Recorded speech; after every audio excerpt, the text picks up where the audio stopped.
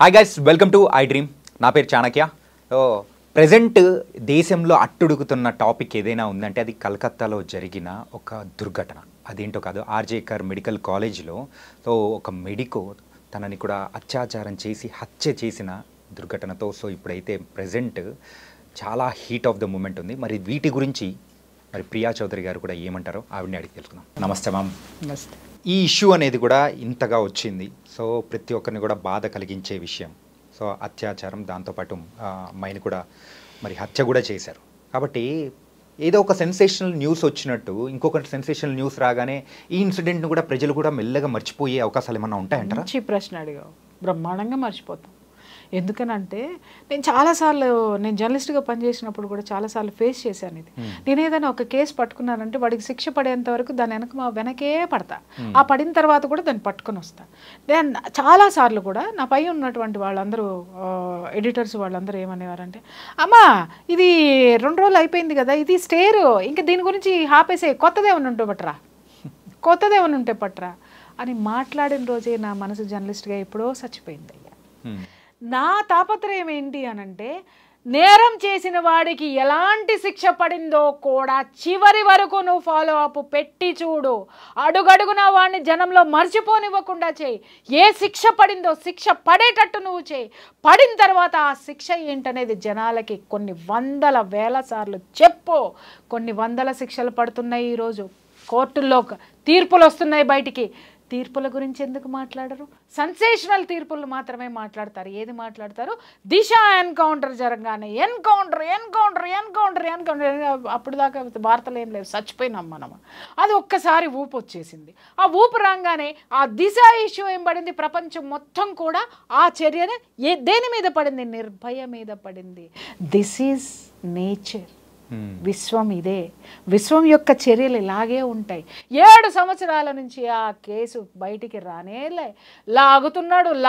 ఇందాక నేను అన్నాను చూసావా, నేను ప్రొఫెషన్ గురించి నేను పేరెత్తితే బాధపడతారేమో కానీ ఒకానొక మహోన్నతమైనటువంటి వ్యక్తి ఆ యొక్క నేరస్తుల్ని కాపాడటానికి 7 సంవత్సరాలు న్యాయంలో ఎన్ని లొసుగులు ఉన్నాయో న్యాయశాస్త్రంలో అన్ని వాడి పారేస్తుంటే, ఉరే నువ్వు ఇట్టా వాడుతున్నావంటే ఆడపిల్లల్ని నేను కాపాడలేనురా, కాపాడే సిచ్యువేషన్ని తీసుకురావాలి అని చెప్పి ఒక ఉధృతిని జనంలోకి, ఆ విజన్ని తీసుకెళ్ళి ఆ శక్తిని నింపి, ఆ శక్తి ఆ సెగ ఢిల్లీ దాకా దాకింది, హైదరాబాద్లో ఉన్నటువంటి సెగ. అప్పుడు కదా వాళ్ళకి ఉరిశిక్ష పడింది బాబు. అప్పటి వరకు ఎక్కడ జరిగింది? ఎవడు మాట్లాడాడు? నేను అడుగుతున్నాను. నిర్భయ గురించి వారం రోజులు వాయించి పడేసాం. దద్దరిల్లిపోయినాయి, మైకులు దద్దరిల్లిపోయినాయి. అందరం ఢిల్లీలో పరిగెత్తాం, ఢిల్లీ ఫ్లైట్లో ఎక్కాం, దిగాం, కూర్చున్నాం, చేసాం, అయిపోయింది. కానీ శిక్ష ఎవరు వేశారు? ఇంకొక నేరం వేసింది శిక్ష.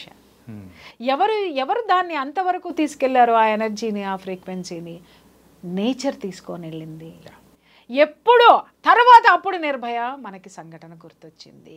నిర్భయ కేసు కదిలింది, నిర్భయ కేసు ఇలా ఉంది, నిర్భయ కేసు అలా అయిపోయింది అని చెప్పేసి అని అప్పుడు ఉరి శిక్ష, కేల్కతం, దుకాన్ బంద్. అందరూ కామైపోయి కొంచెం కూల్ డ్రింక్ తాగేసాం, కొంచెం టీలు తాగేసాం, కొంచెం కాఫీలు తాగేసాం, మళ్ళీ ఏం జరుగుతుందా అని చూస్తున్నాం. ఈలోపు ఇది ఇన్ని సంవత్సరాల తర్వాత ఇది వచ్చిందనమాట.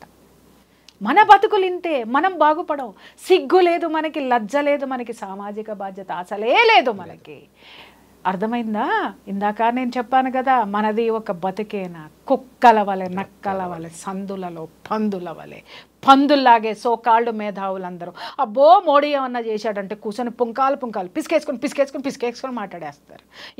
మరి ఆ తర్వాత ఇప్పుడు దీని గురించి ఏ గొంతుకలు ఎందుకు బయటికి రావడం లేదు? ఎందుకు మైకులు పట్టుకొని మాట్లాడడం లేదు? ఒక ఇష్యూ జరిగినప్పుడు దాని గురించి మాట్లాడేసి మీటింగులు పెట్టేసి, గ్రూప్ మీటింగులు పెట్టి, పార్టీ మీటింగులు పెట్టి, ఇన్ని పెట్టిన వాళ్ళు. దేశంలో ఒక ఆడపిల్లకి ఇంత జరిగితే మేధావుల నోళ్ళు పెగలవే, ఆగిపోయాయే, ఆరిపోయాయా? గొంతుక తడారిపోయిందా? తీయండి బాస్. మేధావితనం ఎవరి కోసం చూపిస్తున్నారు? నాశనం కోసం చూపిస్తున్నారు. దేశం యొక్క ఆ భద్రతని భ్రష్టు పట్టించడానికి, దేశం యొక్క విలువని దిగజార్చడానికి మాత్రమే ఈ మేధావుల గొంతుకలు పనిచేస్తున్నాయా? దీనిలో ఎందుకు మాట్లాడరు? 10 సార్లు ఎందుకు మాట్లాడరు? 10 రోజులు ఎందుకు మాట్లాడరు? 10 గంటలు ఎందుకు కూర్చొని డిస్కషన్ చేయరు? అంటిల్ అన్లెస్ నేరస్తుడికి శిక్ష పడేంత వరకు, పడినటువంటి శిక్ష మీద ఎందుకు జడ్జిమెంట్లు రావు, ఎందుకు డిస్కషన్స్ రావు, ఆ జడ్జిమెంట్ల గురించి రోజుకు 10 జడ్జిమెంట్లు వేయండి. కొడుకు ఒక్కొక్కడికి ఉచ్చబడుతుంది నేరం చెయ్యాలి అని అంటే. అప్పుడు ఒక్కొక్కడికి అర్థమవుతుంది, ప్రతి పోలీస్ ఆఫీసర్కి గుర్తొస్తుంది, అరే శిక్ష పడితే నేను ఈ యొక్క విజయాన్ని సాధించింది నేనే అని ఒక పోలీస్ ఆఫీసర్ అనుకుంటాడు. ఒక నేరస్తుడికి పడినటువంటి శిక్ష బయటికి వచ్చిన తర్వాత ఆశీర్వాదాలు ఏదైతే ఉంటాయో ఒక న్యాయమూర్తి అనుకుంటాడు, నేను న్యాయాన్ని కాపాడినటువంటి ఆ యొక్క స్థితి, ఆ ఉన్నతమైనటువంటి స్థితి కలిగిన వాడిని అనుకొని అతనిలో ఎనర్జీ పెరుగుతుంది, వీటిలో ఎనర్జీ పెడుతుంది, సమాజంలో ఒక భయం అనే ఎనర్జీ పుడుతుంది. అప్పుడు మాత్రమే నేరాలు ఆగుతాయి. ఓకే, ఎలా ఆగుతాయో ఏంటా అనేది కూడా చాలా చక్కగా చెప్పారు మ్యామ్.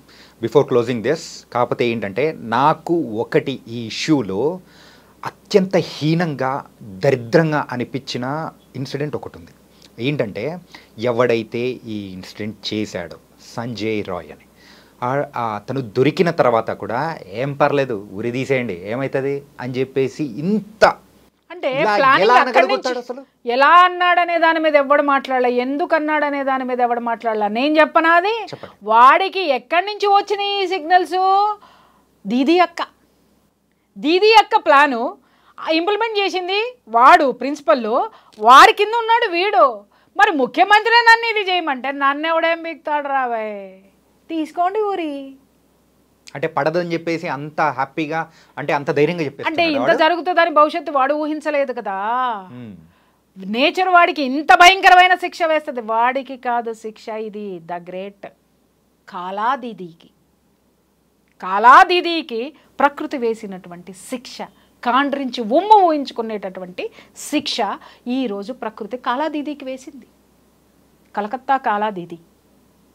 కాబట్టి ఎవరైతే ఉన్నారో ఎందుకు మాట్లాడారు అని అంటే స్కెచ్ అక్కడి నుంచి వచ్చింది కాబట్టి వాడిని ఎవడు ఏం పిక్తాడు.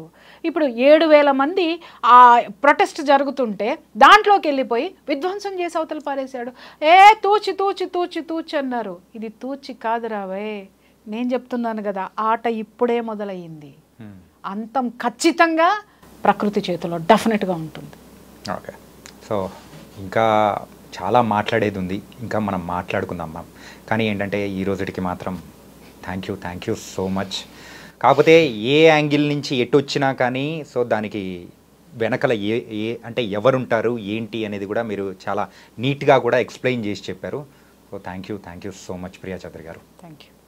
సో గైస్, ప్రతి ఒక్కరు కూడా మరి ఈ ఇన్సిడెంట్ గురించి తలుచుకున్నారంటే ఖచ్చితంగా గుండె తడి, ఖచ్చితంగా కంట్లో నుంచి నీరు వచ్చేది కూడా ఖచ్చితంగా ఉండే ఉంటుంది. అయ్యో అనుకున్న క్షణాలు కూడా మనకు ఉండే ఉంటాయి. కాబట్టి ఇలాంటివి మన ఇంటి వరకు కూడా రాకూడదు అని అనుకుంటే మనం కూడా సామాజిక బాధ్యతతో ఏదైనా కానీ తప్పులు జరుగుతున్నాయంటే ప్రశ్నించే అవకాశం అనేది కూడా మీరు తీసుకొని దాన్ని ప్రశ్నించారంటే మనం ముందుకి జాగ్రత్తగా వెళ్ళొచ్చు, భవిష్యత్ తరాలని కూడా మనం హ్యాపీగా ఉంచవచ్చు. ఇది ఇవాల్టి ఇంటర్వ్యూ. మరో ఇంటర్వ్యూతో మళ్ళీ కలుద్దాం. అంతవరకు take care. This is your Chanakya. See you.